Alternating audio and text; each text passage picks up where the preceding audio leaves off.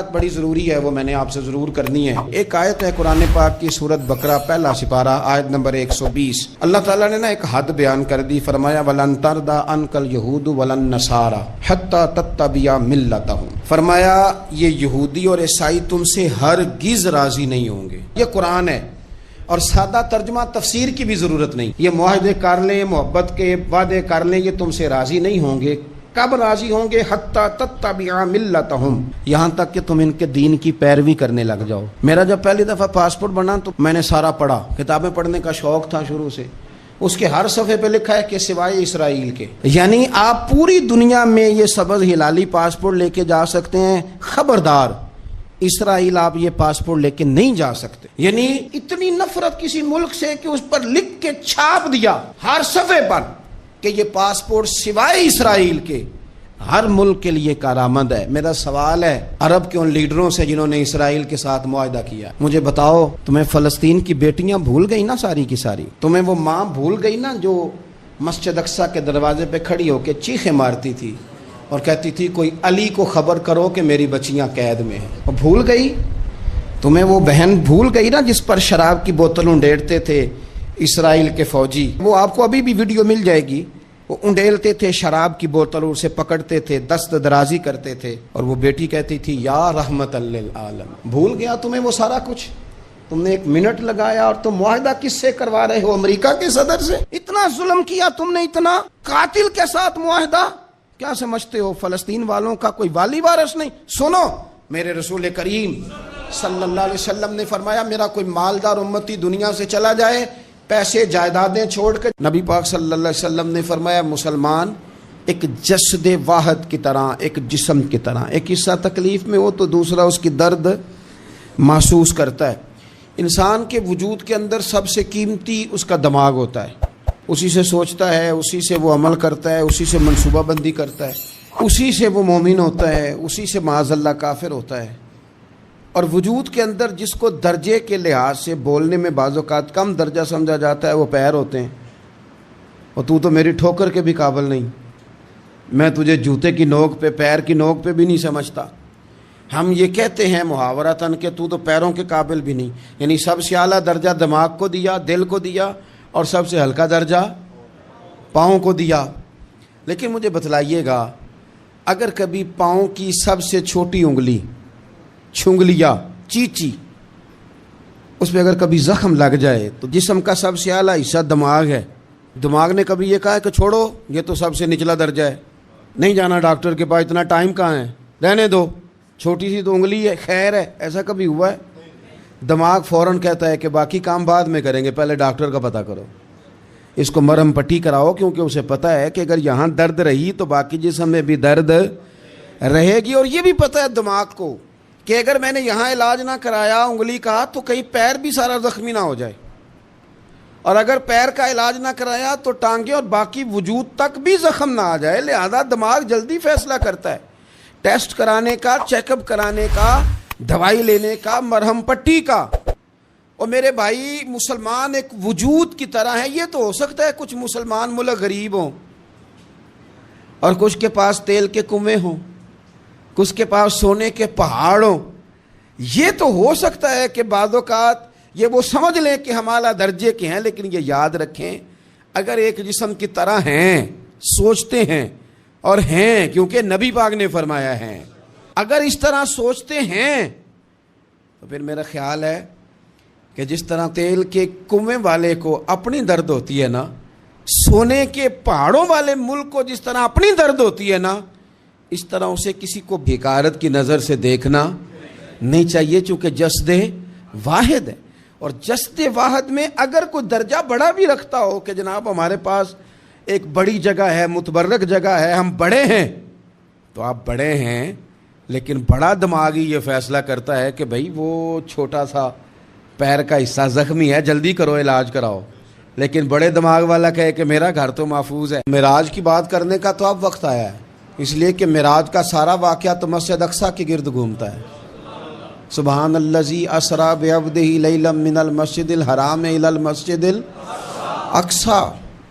حضور نے معراج کی رات مسجد اقصیٰ میں نماز پڑھائی تھی، اور ایک بار پھر سے طیبہ سے فلسطین میں آ، راستہ دیکھتی ہے پھر مسجد اقصیٰ تیرا۔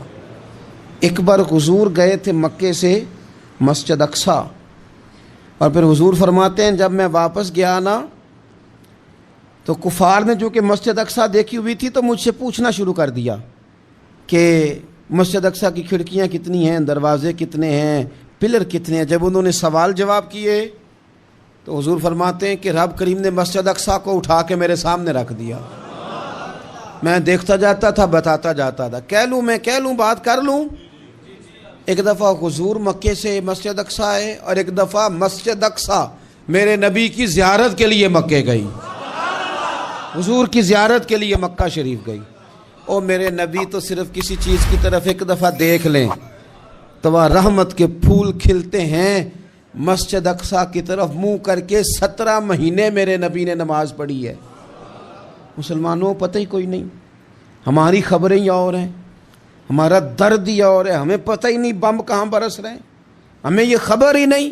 اور میں اس دور میں تقریریں کر رہا ہوں جہاں سوتوں کو جگانا نہیں پڑتا، جاگتوں کو جگانا پڑتا ہے۔ سیانے لوگوں کو سمجھانا ہمارے ذمہ لگ گیا، کیا کریں؟ اس قوم کو سکھانا پڑتا ہے جسے پتہ سارا ہے، لیکن جان بوجھ کے آنکھیں ہماری بند ہیں۔ یہ مولوی کو بات کرتا تو لوگ کہتے دیکھو مولوی گالی دیتا ہے، لیکن اگر قائد اعظم محمد علی جناح کہے کہ اسرائیل امریکہ کی ناجائز اولاد ہے تو پھر تو تمہیں ہضم کر لینا چاہیے نا، پھر تو لبرل کو بھی ہضم ہونا چاہیے نا کہ قائد اعظم نے کہا ہے، اور اس ناجائز بچے کو تم نے اتنی طاقتیں دے دی کہ وہ مسلمانوں کے قبلہ اول میں نماز پڑھنے والوں کو بھی نہ بخشے۔ کہاں گئی تمہاری وہ انسانی حقوق کی بڑی بڑی تنظیمیں، کدھر گئیں؟ اور میرا پاکستانی میڈیا سے بھی سوال ہے، چند دن پہلے سیالکوٹ میں ایک واقعہ ہوا، ناانصافی ہو گئی جی، ناانصافی ہو گئی جی ایک بی بی کے ساتھ۔ ہر بندے نے شور مچایا، بڑے بڑے طوفان اٹھتے ہیں، کیوں ہوا جی کیوں ہوا؟ تو مسجد اقصیٰ کی توہین ہو گئی تو پھر طوفان کیوں نہیں اٹھا؟ ٹاک شو کیوں نہیں ہوئے؟ بحثیں کیوں نہیں ہوئی؟ میں اس موم بتی مافیا کا کیا کروں؟ ان لبرل لوگوں کا کیا کروں؟ ان کے سپورٹروں ووٹروں کا کیا کروں؟ ان سیاسی جماعتوں کے کارکنوں کو کیا نام دوں کہ جو ان فضول بحثوں میں تو وقت ضائع کرتے ہیں، اور وہ مسجد اقصیٰ جس کے بارے میں میرے نبی پاک صلی اللہ علیہ وسلم سے ایک صحابیہ نے پوچھا تھا، یا رسول اللہ مسجد اقصیٰ میں نماز پڑھنا کتنا کو بہتر ہے باقی نمازوں کے مقابلے میں؟ تو حضور نے فرمایا 1000 گنا بہتر ہے۔ بی بی عرض کرنے لگی، سونیا میں جا تو نہیں سکتی، دل بڑا کرتا ہے۔ تو حضور نے فرمایا جا نہیں سکتی تو وہاں تیل ہی بھجوا دے، جس میں حاضری لگوانے کی حضور بات کریں جس مسجد میں۔ اور نبی پاک علیہ السلام نے فرمایا خاص کر کے سفر کرنا ہوا تو 3 مسجدوں کے لیے کرنا، ایک مسجد حرام بیت اللہ کے لیے، ایک مسجد نبوی کے لیے، اور تیسرا مسجد اقصیٰ کے لیے۔ بیت المقدس مسجد اقصیٰ معمولی جگہ نہیں، حضور نے فرمایا 3 سفر کرو تو سمجھنا ہم عبادت کر رہے ہیں۔ کون کون سے؟ فرمایا اگر بیت اللہ جاؤ تو عبادت سمجھ کے جانا، مسجد نبوی کی طرف جاؤ تو عبادت ہے، اور مسجد اقصیٰ کی طرف جاؤ تو یہ بھی عبادت ہے۔ اور فرمایا مسجد اقصیٰ میں جس نے ایک نماز پڑھی اسے 25,000 نمازوں کا ثواب ملے گا۔ اور میرے رسول پاک نے یہ وہ مسجد ہے جس کے ساتھ معراج شریف جڑا ہوا ہے۔ قرآن پاک نے کہا کہ اس مسجد میں سبحان اللہ ذی اسریٰ بعبدہ لیلا من المسجد الحرام الی المسجد الاقصیٰ۔ مسلمانوں قرآن کہتا ہے کہ تمہارے معراج کی شان رسول پاک کی مسجد اقصیٰ سے جڑی ہے۔ جس محبوب کو رب معراج کرائے تو مسجد اقصیٰ میں لا کے کرائے۔ وہ جگہ معمولی جگہ ہے، وہ معمولی جگہ ہے مسجد اقصیٰ۔ نبی پاک نے وہاں نبیوں کی امامت کرائی، 17 مہینے اس مسجد کی طرف منہ کر کے تیرے اور میرے رسول نے نمازیں پڑھی۔ چھوٹی جگہ ہے، اور پوری دنیا کا مسلمان اسے چاہیے شرم سے گڑ جائے۔ ایک امریکہ کا صدر بول کے کہتا ہے کہ اسرائیل کو اجازت ہے اسے دارالحکومت بنائے، اور مسلمان حکمران بیان دے رہے ہیں ظالموں لٹیروں، تم اپنی سیاستیں چمکانے کے لیے پہلے ایک دوسرے کو گالیاں دیتے ہو، پھر اکٹھے بیٹھ جاتے ہو نمبرنگ کرنے کے لیے۔ تم دین کے اس مسئلے میں سارے اکٹھے کیوں نہیں بیٹھے؟ سارے پاکستان کے سیاستدانوں کو، علماء اور مشائخ کو چاہیے تھا ایک پیج پہ اکٹھے ہوتے، اکٹھے بیٹھ کے ایک بیان ہی دے دیتے، ایک بات ہی کر دیتے۔ پھر میرا سلوٹ ہے ترکی کے صدر کو، پھر میرا سلوٹ ہے ترکی کے صدر کو۔ اس نے بہت عرصہ پہلے کہا تھا مسجد اقصی میری خواب میں آئی تھی اور رو کے کہتی تھی آئے مجھے کوئی صلاح الدین ایوبی کا ماننے والا، کوئی آئے مجھے بچائے۔ کہتے میری خواب میں آئی تھی اور روتی تھی، کہتی تھی کوئی آئے۔ اور ایک شاعر نے کہا مسجد اقصی نبی پاک کو بھی بلاتی ہے، کہتی ہے ایک بار پھر طیبہ فلسطین میں آ، راستہ دیکھتی ہے پھر مسجد اقصی تیرا، ایک بار پھر سے طیبہ سے فلسطین میں آ، راستہ دیکھتی ہے پھر مسجد اقصی تیرا۔ کوئی بولا ہے نہیں اتنا مقدس مقام، چھوٹے چھوٹے بیان، اور کہیں اکٹھے ہو جاؤ، میں بتاتا ہوں تمہیں مسئلے کا حل کیا ہے، میں بتاتا ہوں۔ دو کام کرو، ایک کام وہ کرو جو حضرت سلمان فارسی نے کیا تھا، سنو حل سنو مسئلے کا، میں چھوٹا آدمی ہوں پر حل سنو مسئلے کا۔ زندگی میں ایک کام مسلمان کر لے، جٹ بن کے، بھٹ بن کے، رائی بن کے، پاکستانی، مصری، سعودی بن کے بڑا جی لیا۔ ایک کام وہ کرے جو حضرت سلمان نے کیا تھا۔ جب ایک کافر نے پوچھا آپ کا نام کیا ہے تو فرمایا میرا نام اسلام ہے۔ بولیے سارے میرا نام، کہا تمہارے باپ کا نام، فرمایا اسلام۔ دادا کا نام، کہا اسلام۔ پردادا کا نام، بازو تیرا توحید کی قوت سے کمی ہے، اسلام تیرا دیس ہے تو مصطفی ہے۔ ایک کام وہ کرو جو حضرت سلمان نے کیا تھا۔ کافر جب پوچھے تو کہو ہم سارے اسلام ہیں، ہم سارے کیا ہیں، ہم پہلے مسلمان ہیں، باقی بعد میں کچھ اور چیز۔ دوسرا کام وہ کرو جو حضرت امیر معاویہ نے کیا تھا۔ سن لو یہ حال ہے اس مسئلے کا، سنو۔ حضرت مولا علی شیر خدا رضی اللہ تعالیٰ عنہ اور جناب امیر معاویہ کی جنگ ہو رہی تھی، لڑائیاں ہو رہی تھی، اختلافات تھے، فوجیں بیٹھی تھی، حضرت مولا علی اور جناب امیر معاویہ کی جنگ ہو رہی تھی۔ تو روم کے بادشاہ نے، عیسائی بادشاہ نے حضرت علی کو خط لکھا کہ میں تیرے اوپر حملہ کرنے والا ہوں۔ خط لکھا نا حضرت علی کو، تو جواب حضرت امیر معاویہ نے لیا۔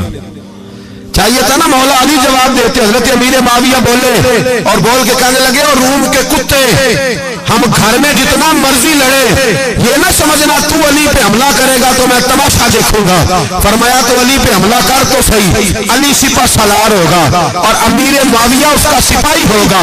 گھر میں جتنا مرضی لڑے پر رسول اللہ کے نام پہ ہم اکٹھے ہو جایا کرتے، یہ رسول اللہ کا دین ہے، اس پہ ہم اکٹھے ہیں، یکجان ہیں۔ فرمایا علی سپہ سالار ہوگا اور امیر معاویہ سپاہی ہوگا، اکٹھے نکلیں گے اور کفر کو بتائیں گے کہ اگر تم مسلمانوں کی طرف دیکھو گے پھر ہم یکجان ہیں، پھر ہم، بولیے پھر ہم گنبد خضرا کے سائے تلے ایک ہیں، ایک ہیں، ایک تھے اور ایک رہیں گے۔ اس لیے یہ دو کام اگر مسلمان کرے، دو کام، ٹھیک ہے اختلاف ہو گئے، بڑا کچھ ہو گیا، لیکن ان سے کہیں کہ جب تم آؤ گے تو پھر ہمیں علیحدہ نہیں پاؤ گے، پھر ہمیں تم اکٹھے پاؤ گے، اکٹھے میدان میں نکلیں گے۔ اور کوئی اتنی لمبی چوڑی بات نہیں، میں کیا کروں، میرا تو آئیڈیل بنتا جا رہا ہے طیب اردگان۔ عجیب بات ہے نا کہ اس کے پاس ایٹمی طاقت آپ سے کمزور ہے، آپ کی تگڑی ہے، اس کے پاس جو فوجی طاقتیں ہیں وہ اپنی جگہ پر، آپ کی فوجی طاقتوں کا لوہا مانتی ہے دنیا، لیکن پھر مجھے کہنے دو نا، میدان میں بندہ ایٹمی طاقت سے نہیں لڑتا، ایمان کی قوت سے لڑتا ہے۔ اور بول اٹھا ہے نا، کیا کر لیا اس نے اپنی پارلیمنٹ سے خطاب کیا ہے، مطالبہ ہے، علماء سے گزارش ہے، مشائخ سے گزارش ہے، ہر مکتبہ فکر کے آدمی سے گزارش ہے، علماء اور سیاستدانوں سے اپیل ہے کہ پارلیمنٹ کا مشترکہ اجلاس بلائیں، مشترکہ، اس میں ہر سیاسی جماعت کا لیڈر بیٹھے اور اکٹھے بیٹھ کے ان کو یہ میسج دیں کہ بازو تیرا توحید کی قوت سے قوی ہے، اسلام تیرا دیس ہے تو مصطفی، اور ان کو بتائیں کہ ہزاروں قومیں وجود میں آئیں، دہر میں خشک تر کے رشتے سے ہم نے بنیاد دوستی رکھی، یاد خیر البشر کے رشتے سے۔ مسلمان ہی نہیں ہوتا۔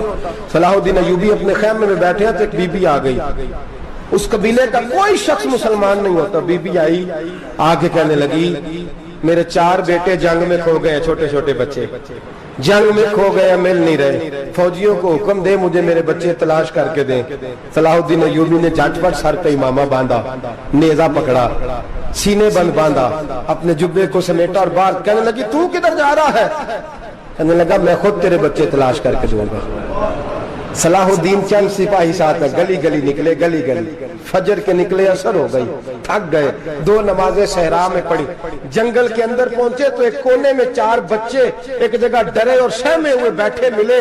सलाहुद्दीन अयूबी उठा के लाए, माँ को कहने लगे तेरे बच्चे हैं। निकला इसलिए था कि मेरे नबी ने फरमाया बच्चे जुदा हो तो माँ को दर्द बड़ा होता है, और मेरे रसूल ने फरमाया था जब जंग करने जाओ तो खेत बर्बाद ना करना, फसलें तबाह ना करना, बच्चों को माँ से जुदा ना करना। फरमाया मैं सोच रहा था तेरे बच्चे कहीं मेरी वजह से जुदा हो गए तो मुस्तफा को जवाब क्या देना। फरमाया तेरे बच्चे ढूंढ के लाया हूँ।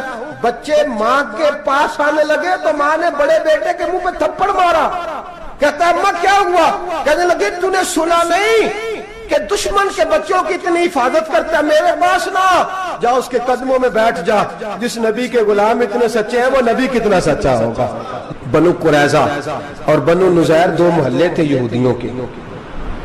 यहूदियों ने बड़ी आहत शिकनी की तो नबी पाक सल्लल्लाहु अलैहि वसल्लम ने उनको बेदखल कर दिया, मदीने से निकाल दिया, मदीना मुनव्वरा से। यहूदी निकल गए मदीना तैयबा से, तो जब वो निकल के जा रहे थे तो उनके मकान, उनके बाग, उनकी जायदादें बच गई। नबी पाक अलैहिस्सलाम ने अंसारे मदीना को पहले बुलाया। जाग रहे हैं ना आप लोग? पैसे आते किसी को बुरे लगते हैं, अब तो ये भी हलाल हराम की तमीज भी उठती जा रही है। जायदाद, बाग, माल, इलाका खाली हुआ है, वो चले गए और लोग तो ढूंढते फिरते हैं। अल्लाह खैर फरमाए, शामलाट जगह मिलती नहीं अब शहरों में, वो किस किस ने नाम करा लिया, किधर गई है कोई खबर ही नहीं, खाली जगह पड़ी है। मेरे नबी पाक अलैहिस्सलाम ने पहले अंसारे मदीना को बुलाया। हुजूर ने फरमाया अंसारियों, बहुत बड़ी जायदादें यहूदियों की, बनु नुज़ैर और बनु कुरैजा महल्ले खाली हो गए, मेरा दिल करता है वो तुम्हें दे दूं, इसलिए कि तुमने अपने मुहाजिर भाइयों के साथ बड़ा ताउन किया, जायदादें तुमने दे दी हैं, मकानात दे दिए हैं, बड़ा कुछ तुमने दिया है, मेरा दिल करता है वो तुम्हारे नाम कर दूं। तो अंसारे मदीना क्या कहने लगे या रसूल अल्लाह, दे तो हमने दिया है पर वो बेचारे झिझकते ही रहते हैं, वो झिझकते ही रहते हैं, खोल के हमारी चीजें इस्तेमाल नहीं करते।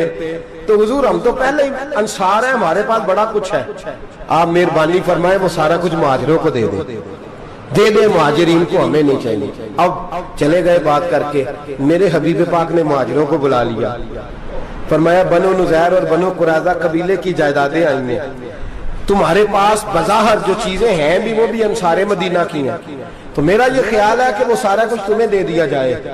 अबू बकर सिद्दीक रज़ी अल्लाह ताला अन्हु कहने लगे या रसूल अल्लाह सल्लल्लाहु अलैहि वसल्लम, हमारे अंसार भाइयों ने हमारे लिए दिल तक खोल दिए हैं हुजूर, उन्होंने हर चीज बांट के हमारे सामने रख दी है, हम इतने खुर्द गर्ज है कि सारा कुछ लपेट जाए।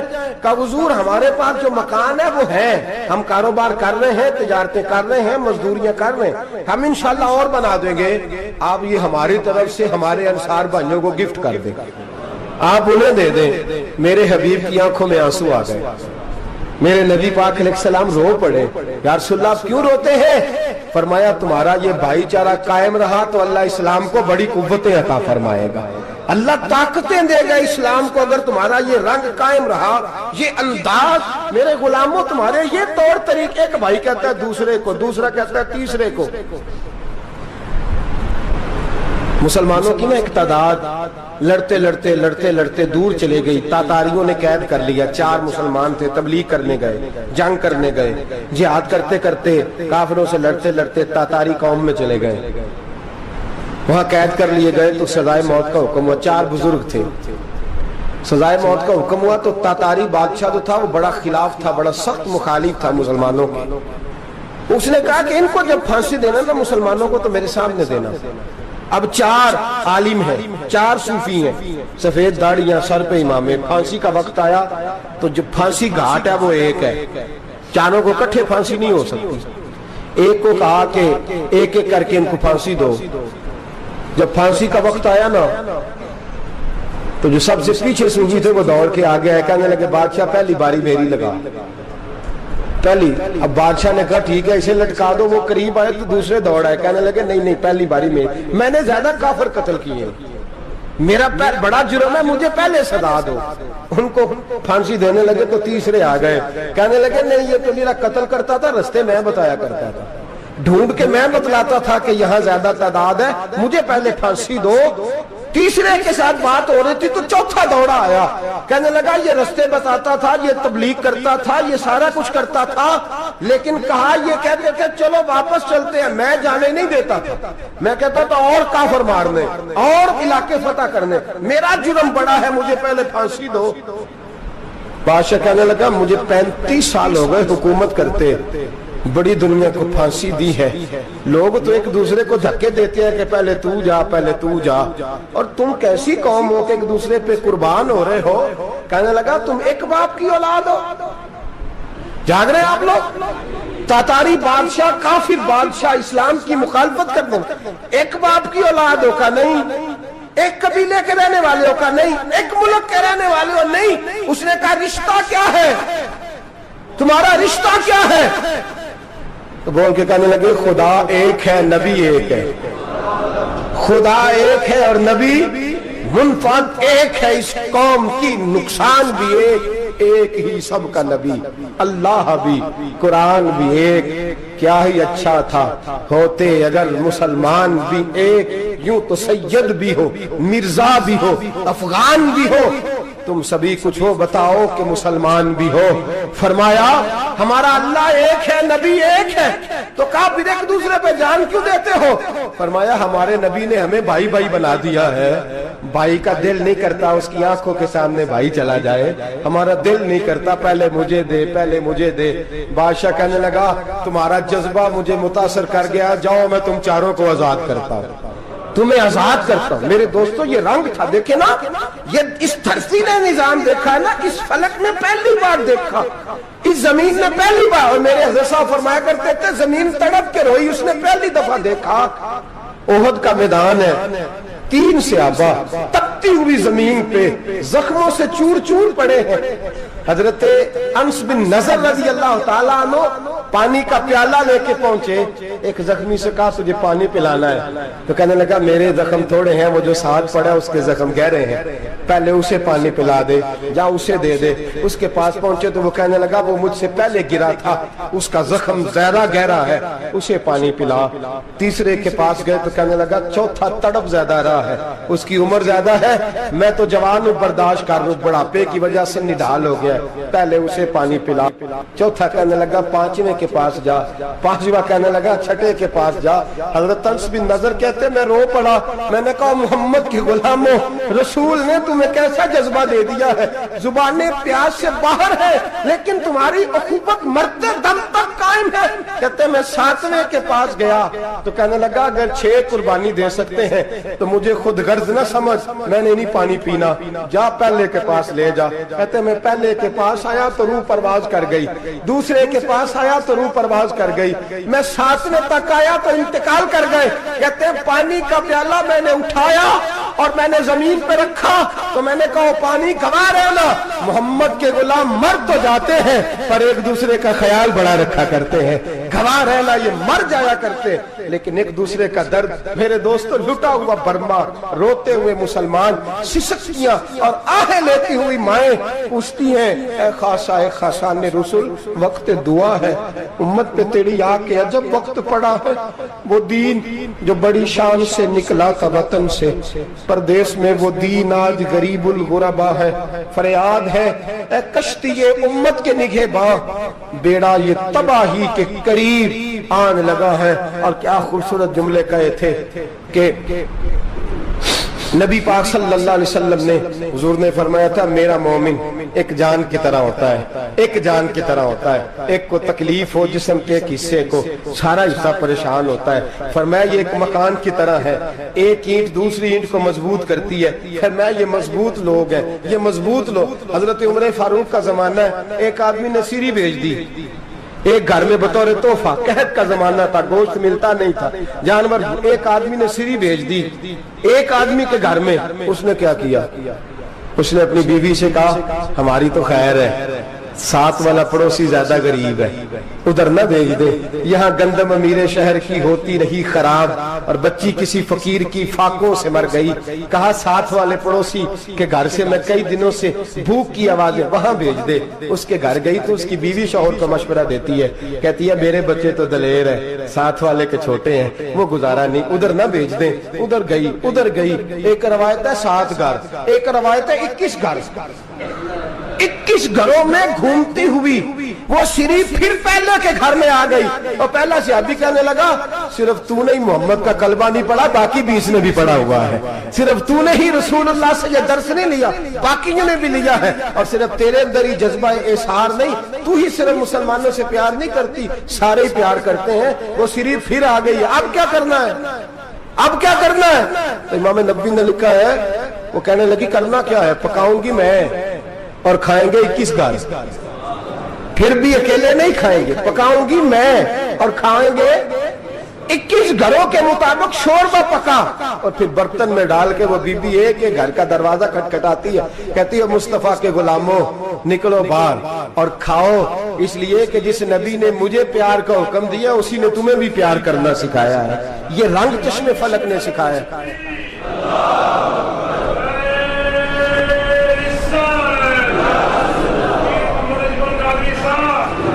आपकी बड़ी मेहरबानी, जिंदाबाद वही है जिसको अल्लाह रसूल जिंदाबाद फरमाए, बड़ी मेहरबानी, अल्लाह जज़ा दे। अर्ज ये करने जा रहा था कि रसूल करीम सल्लल्लाहु अलैहि वसल्लम ने पैगाम दिया उम्मत को, फरमाया देखे ना कितने बड़े लफ्ज हैं। ये नहीं फरमाया दोज़ख में जाएगा, ये नहीं फरमाया कि उसे जहन्नम की सजा मिलेगी। मेरे नबी ने फरमाया मैं उसे मोमिन मानता ही नहीं, मैं उसे मुसलमान अपना मानता ही नहीं। हुजूर किसे? फरमाया जो पेट भर के खाता है और उसका हमसाया भूखा सो जाता है, मैं मोमिन ही नहीं मानता। सजा तो तब मिलेगी ना कि जब मैं किसी सजा का ऐलान करूं, मैं मानता ही नहीं, वो मेरा है ही नहीं, खुद पेट भर के खा रहा है, हमसाया उसका भूखा, मैं नहीं मानता। इन्नमल मुमिनूना इख्वा, मोमिन भाई भाई, मैं मानता ही नहीं उसे। और मेरे हबीब पाक इतने बड़े लफ्ज हदीस में और कहीं नहीं मिलेंगे आपको, इतने बड़े जुमले कहीं नहीं मिलेंगे। मेरे नबी पाक ने फरमाया अल्लाह कहेगा क़यामत के दिन, कौन? इतने बड़े लफ्ज हदीसों में मिलते नहीं जितने ये हैं। हुजूर ने फरमाया रब फरमाएगा बंदे से कि मैं तेरे पड़ोस में भूखा था, तूने मुझे रोटी क्यों नहीं खिलाई? कौन कह रहा है? अल्लाह कह, मैं भूखा था तूने रोटी नहीं दी, मैं नंगा था तूने कपड़ा नहीं दिया, मैं प्यासा था तूने पानी नहीं पिलाया, मैं बीमार था तू तीमारदारी। या अल्लाह, ना तू खाता है, ना पीता है, ना कपड़ा पहनता है, ना तू बीमार होता है, लाता खुजूस न तुम वला नूम, तुझे बीमारी आती नहीं, ऊँग नींद नहीं आती, मेरे मालिक तू मेरे पड़ोस में था। तो हुजूर फरमाते हैं रब फरमाएगा वो जो बंदा तेरे पड़ोस में भूखा था तो बंदा तो मेरा ही था ना, वो जो बंदा तेरे पड़ोस में नंगा था तो बंदा तो मेरा ही था ना, वो जो तेरे पड़ोस में प्यासा तड़पता रहा तो वो मेरा ही बंदा था। तू दवाई लेने जाए तो बड़े अस्पताल में और उस बेचारे को 20 रुपए पर्ची के भी मुयस्सर ना आए तो मेरा ही बंदा था। मेरे दोस्त ख्याल कर और याद रख, ये जो हमसाये ममालिक में जुल्म होते हैं, ज्यादतियां होती हैं, हमारे घर का पंखा अच्छा चलता है, हम जुलूस उस वक्त निकालते हैं जब हमारी लाइट बंद होती है, हम जुलूस उस वक्त निकालते हैं जब हमारा एसएचओ हमें तंग करता है, हम उस वक्त दर्द महसूस करते हैं जब हमारे घर तक आग आ जाती है।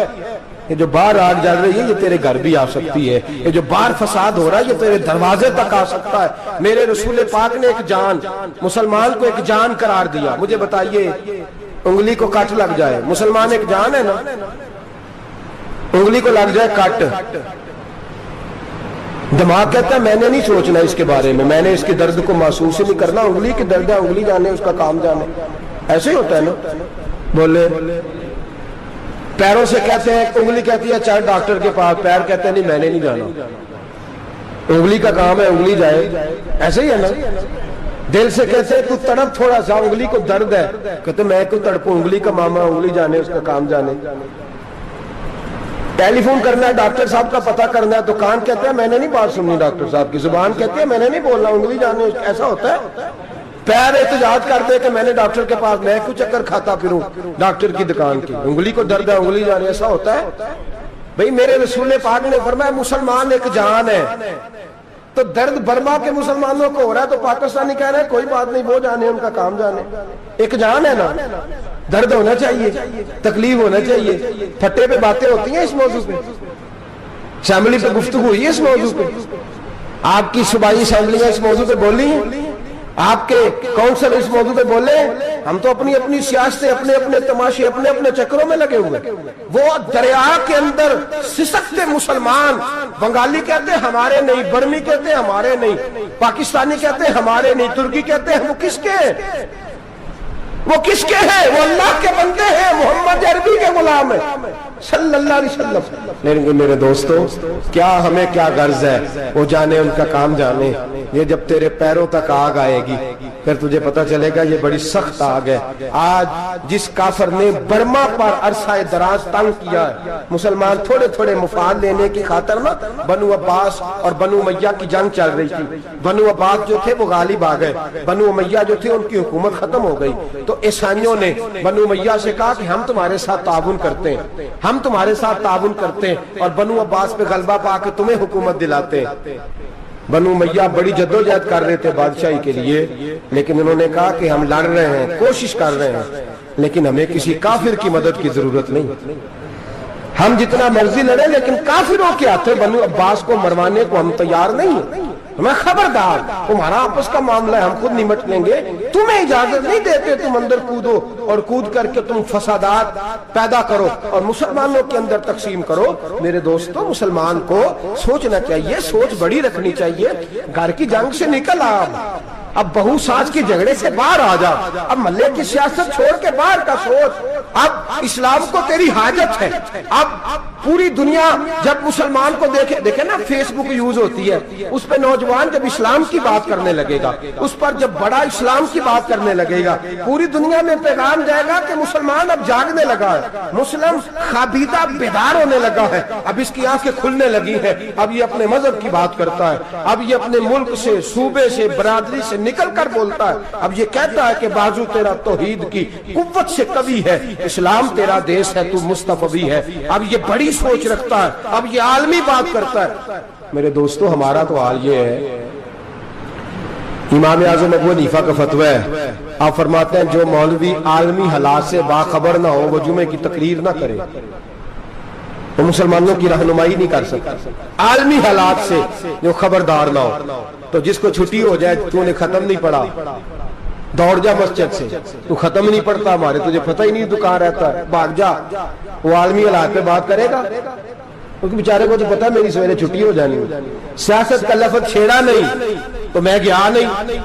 یاد رکھے، وہ جو بیداری ہے، وہ جو اعلیٰ ظرفی ہے، وہ جو بڑی سوچ ہے، وہ جو ملت کی سوچ ہے، وہ جو قومیت کی سوچ ہے، وہ جو آگے بڑھنے کا زاویہ ہے، وہ تو اندر. اقبال کہتے ہیں گلا تو گھونٹ دیا اہل مدرسہ نے تیرا، گلا تو گھونٹ دیا اہل مدرسہ نے تیرا. تجھے تو مدرسے والوں نے پلیٹ پکڑا دیا ہے کہ جا سویرے لنگر کٹھا کر کے لا اور دوپہر کو روٹیاں مانگ کے لا اور دیکھ آج مرا کون ہے، ختم کس کا پڑھنا ہے. تو گلا تو گھونٹ دیا اہل مدرسہ نے تیرا، اب کہاں سے آئے گی صدا لا الہ الا اللہ. تو گھونٹ دیا تیرا گلا، تو کیسے بڑی بات کرے گا؟ بڑی بات کے لیے بڑی سوچ چاہیے، بڑی تگودو چاہیے، بڑی کوشش چاہیے، بڑا حوصلہ چاہیے. مسلمان چھوٹی چھوٹی لڑائی میں، چھوٹی چھوٹی جنگ میں، ایک دکاندار دوسرے دکاندار سے لڑ رہا ہے، گلی والا دوسری گلی والی سے لڑ رہا ہے، محلے والا محلوں پہ اعتراض. ایک شہر میں رہنے والے میں نے دوسرے محلے پہ اعتراض کرتے دیکھے. یقین کریں، ایک شہر میں رہنے والے، علاقے میں بسنے والے کہتے ہیں بھائی توبہ ہے اس محلے تو اللہ ہی بچائے. لا حول ولا قوت. وہ جو تقسیم در تقسیم کی سوچ ہے، اس نے چھوٹے چھوٹے ٹکڑوں میں مسلمانوں کو بانٹ دیا ہے. چھوٹی چھوٹی تقسیم ہے، چھوٹا چھوٹا ہمارا مزاج ہے، چھوٹی سوچ ہے. بڑی سوچ کی بات سنیے. صلاح الدین ایوبی، جاگ رہے ہیں نا آپ لوگ؟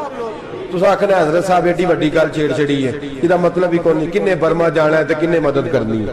میں تو بھائی فریضہ سر انجام دے رہا ہوں. میرے نبی نے فرمایا برائی کو یا ہاتھ سے بدل، ہاتھ سے نہیں بدل سکتا تو زبان سے تو بولنا. تو میں معذور ہوں، کمزور آدمی ہوں، ہاتھ سے بدلنے کی طاقت نہیں رکھتا، تو دوسرے درجے پہ تو مجھے عمل کرنے دو نا. اثر کرے نہ کرے سن تو لے میری فریاد، نہیں ہے داد کا طالب یہ بندہ آزاد. رونے تو دو، تڑپنے تو دو، آہیں تو بہانے دو، سسکیاں تو لینے دو، مار کھائیے تو تڑپنے تو دو. وہ قرآن پاک برما میں پابندی لگی ہے تو میں یہاں سوچنے لگا ہوں کہ وہاں تو پابندی لگی ہے، یہاں پہلے ہی لوگ کوئی نہیں پڑھتی. معاذ اللہ تعالیٰ حالات دن پہ دن مسلمانوں کے لیے ایک ایک کر کے. افغانستان میں جو آگ لگی تھی، پھر وہ عراق میں بھی لگی، پھر وہ لیبیا میں بھی لگی، پھر وہ مصر میں بھی لگی، پھر وہ یمن میں بھی لگی. सऊदी अरब में धमाके हुए, मेरा दिल तड़पा है, मुझे परेशानी हुई, मैं बच्चे पास थे, मैं बड़ा डिस्टर्ब हुआ। मैंने कहा यार ये हमारा सबका इजमाई अकीदत का मरकज है, हम कम से कम 1000 इख्तलाफ के बावजूद कहा करते थे कि अरब में अमन है यार, वहाँ सुकून है, वहाँ दुकानें खुली छोड़ के लोग चले जाते हैं, वहां भी फसाद होने लगा, वहां भी आग बढ़ गई है। लेकिन हम सिर्फ छोटी छोटी करके जब आग बुझाने की कोशिश करेंगे उस वक्त आग नहीं बुझेगी। जब हर आदमी अपने प्याले में पानी लेके आएगा, हर शख्स अपने घर की नल चलाएगा, हर शख्स नलका चलाएगा और पानी निकाल के ये आग बुझाएगा, तब ये आग बुझेगी। हर आदमी को किरदार सोच बड़ी करे, नजरिया बड़ा करे, मिल्लत की बात करे, मुसलमान होके सोचे, मुसलमान होके सोचे खुदारा निकले ये घर के झगड़ों से, थोड़ी देर के लिए अपने आप को बड़ा करे, बड़ी सोच आप बनाएं। जब दोस्तियां लगाएं, यराने लगाएं, फिर छोटे मोटे हिसाब से बचें। बाबा बुल्ले शाह साहब फरमाते कोरे वर्क किताब नहीं हुंदे, कोरे वर्क किताब नहीं हुंदे, पत्थर दिल गुलाब नहीं हुंदे, और बुल्लिया यारी सोच के लाई यारा नाल हिसाब नहीं हुंदे। फिर जरा निकले इस हिसाब किताब से बाहर, बुल्लिया यारी सोच के लाई यारा नाल साहब नहीं होंगे। फिर जरा बड़ा ज़हन करे, छोड़े अपने हिसाब युबसिरून अला अनफुसिहिम वलनबलुवन्नकुम बिशैइन मिनल खौफि वल जूइ व नक्सिन मिनल अम्वालि वल अनफुसि वस समरात। फिर हिसाब किताब से निकले, फिर इमाम अली मकाम की तरह ये सोच बनाए कि हुसैन के बच्चे चले जाए तो कोई हर्ज नहीं, उम्मत पर आंच नहीं आनी चाहिए। एक इमाम अली मकाम, कल तक इमाम मैदान में खड़े थे तो अकेले थे, लेकिन आज पूरी दुनिया कहती है हुसैन हमारा है, हुसैन हमारा। आज नजरिया इमाम अली मकाम जिंदा है, तू अकेला है तो खड़ा हो, ये ना कहा कर छोटी सी मस्जिद है, एक कोना का खड़कावा, मौलाना तकरीर कर रहे हैं तो क्या बनेगा, एक आवाज कहीं से गूंजा करती है, फिर उसमें तासीर मेरा अल्लाह पैदा फरमा दिया करता है, फिर उसके अंदर कुव्वत मेरा रब पैदा फरमा दिया करता है, फिर अल्लाह उसमें तासीर पैदा करके 4 दाग आलम में फैला दिया करता है। सलाहुद्दीन अय्यूबी, मुसलमानों पे जुल्म हुआ, फलस्तीन में आग लगी और पूरे फलस्तीन की गलियां खून से भर गई। एक दिन के अंदर 70,000 मुसलमान कत्ल हुआ।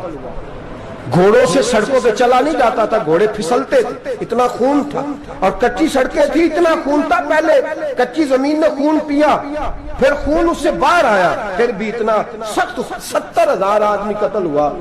सलाहुद्दीन अय्यूबी कौन थे? मेरे गौसे आजम जिलानी के मदरसे के तालिब इल्म थे।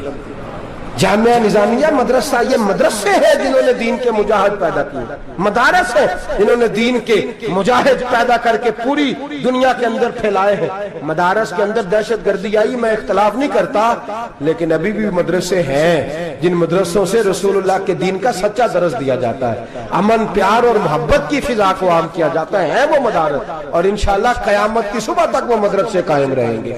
सलाहुद्दीन अय्यूबी मदरसे के तालिब इल्म है, मदरसे का, लेकिन मदरसा उसका था जो साथ दरवेश भी था, जो साथ अल्लाह रसूल के अहकामात मोहब्बत के साथ खिलाने वाले गौसे आजम जिलानी का मदरसा था। उस मदरसे का पढ़ने वाला तालिब इल्म, देखे ना इल्मदीन शहीद कौन था? नाते पढ़ने वाला था ना, खत्म दिलाने वाला था। आमर चीमा शहीद कौन था? नाते पढ़ने वाला था ना। ये नाते वो चीज होती है जो दिलों के अंदर असर पैदा कर देती है, जो नबी पाक की मोहब्बत को परवान चढ़ाती है, और यही चिराग जलेगा तो रोशनी होगी। सलाहुद्दीन अय्यूबी अकेला अपने दोस्तों से कहने लगा मुसलमानों की मदद की, चंद सालों में निकलो मदद करें। उन्होंने कहा तेरे निकलने से क्या होगा? कहने लगा मैंने नहीं निकलना, मेरे अल्लाह ने मेरी मदद करनी है, मेरे अल्लाह ने मेरी उठ बांध कमर, क्या डरता है फिर देख खुदा क्या करता है। और मैं मुझे निकलने दे, अल्लाह मेरी मदद करेगा। थोड़ा थोड़ा करके फौज जमा की, कोशिश की। चंद सालों के बाद उसी जगह जहां मुसलमानों का खून बहा था, अल्लाह ने इस्लाम का झंडा फिर से बुलंद कर दिया। सलाहुद्दीन अय्यूबी फातेह बन के मस्जिद अक्सा के दरवाजे पे खड़ा है। चंद साल गुजरे, ईसाइयों का अपना वो जुल्म अभी याद है, और ईसाई सारे लीडर कहते हैं तैयारी कर लो, अब हमारे बच्चे काटे जाएंगे, औरतें बेवा होंगी, गर्दनें कटेंगी, अब देखना जितना खून हमने बहाया था मुसलमान उससे दुगना बहाएंगे। सलाहुद्दीन अय्यूबी घोड़े पे खड़े हैं और पूछते हैं ओ ईसाइयों बताओ तुम्हारे साथ क्या करूं? गर्दनें झुक गईं, जवाब कोई भी नहीं। कहा तुमने 70,000 मुसलमान एक दिन में मारा था, बोलो तुम्हारे साथ क्या करूं? तुमने एक दिन में मुसलमान यूं काटे जैसे गाजर मूली काटी जाती है, बोलो क्या करूं? عیسائی کہنے لگے ہمیں اپنے ظلم یاد ہے، تشدد یاد ہے، بربریت یاد ہے، تو بہتر جانتا ہے تو نے کیا کرنا ہے۔ صلاح الدین ایوبی گھوڑے پہ فاتح کھڑا ہے، آنکھوں میں آنسو آئے، تڑپ کے رویا، کہنے لگا میں تمہارے ساتھ وہی سلوک کروں گا جو میرے مصطفیٰ نے قریش مکہ کے ساتھ فرمایا تھا، لا تصریب علیک، جاؤ تم پر کوئی زیادتی، جاؤ تم آزاد ہو۔ اس نے کہا تو کر کیا رہا ہے؟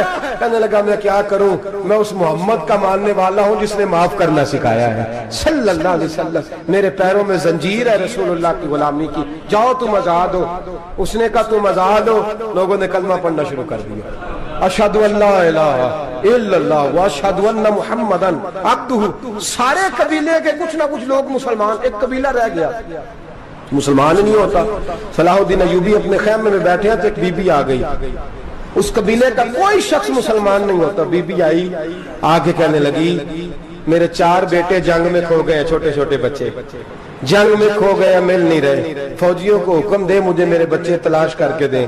صلاح الدین ایوبی نے جھٹ پٹ سر پہ امامہ باندھا، نیزہ پکڑا، سینے بند باندھا، اپنے جبے کو سمیٹا اور باہر کہنے لگی تو کدھر جا رہا ہے؟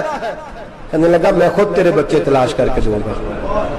صلاح الدین چند سپاہی ساتھ گلی گلی نکلے، گلی گلی فجر کے نکلے، اثر ہو گئی، تھک گئے، 2 نمازیں صحرا میں پڑھی، جنگل کے اندر پہنچے تو ایک کونے میں 4 بچے ایک جگہ ڈرے اور سہمے ہوئے بیٹھے ملے۔